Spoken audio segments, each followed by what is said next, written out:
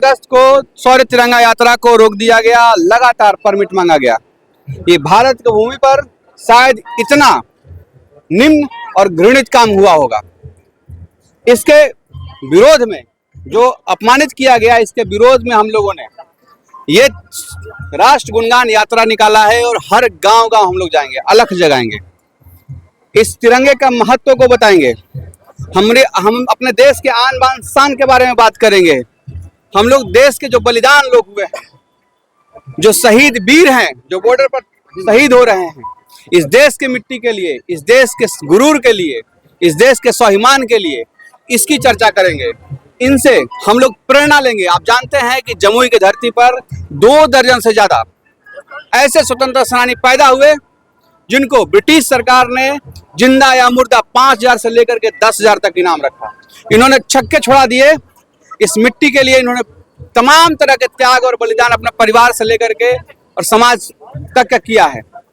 आज ये समय है कि हम इनसे प्रेरणा लें और इनकी जो हमारे स्वतंत्रता सेनानी है, जो हम लोग भारत की भूमि, भारत की संस्कृति में इन्हें हम लोग इनसे प्रेरित होते रहें और आगे भी आने वाले अपने जो जनरेशन है उनको भी प्रेरणा दे कि भारत के लिए हमारा क्या कर्तव्य है, हमारे पूर्वजों ने किया है, हम क्या कर सकते हैं। सर, यहाँ पे मांगो बंदर में यहाँ के स्वतंत्रता सेनानी है जगदीश द्वार जी, उनके जीवन पर आपने प्रकाश डाला है और उनको आज माल्यार्पण करके यात्रा की शुरुआत की है, क्या कहेंगे? मैं चाहता हूं कि ऐसे वीर हर घर में पैदा हो, तब जाके भारत 2047 में विश्व गुरु बनेगा और उसके साथ साथ विकसित राष्ट्र बनेगा।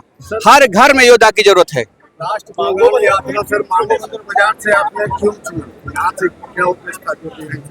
मागो बंदर यहाँ के लोग और यहाँ का एनवायरनमेंट जितना बेहतर है उतना ही यहाँ पिछड़ापन है।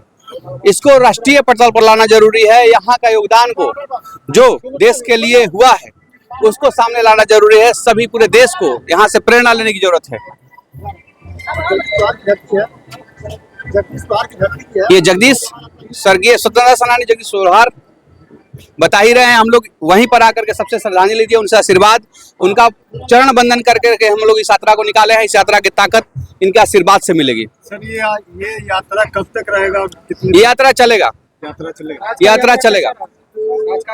आज का यात्रा बहुत ही बेहतरीन रहा। यहाँ के लोगों ने एकता और शांति का परिचय दिया है और जो इस देश के खिलाफ और झंडे के खिलाफ षड्यंत्र करने की कोशिश कर रहे हैं, कुछ रियासतें पहले भी की थी और आज भी करने की कोशिश करती है कि तिरंगा के नीचे, तिरंगा से ऊपर उनका झंडा हो। ये अब ये इस देश में नहीं होने देंगे। हम लोग इस देश की, इस तिरंगे के नीचे हम लोग एक हैं।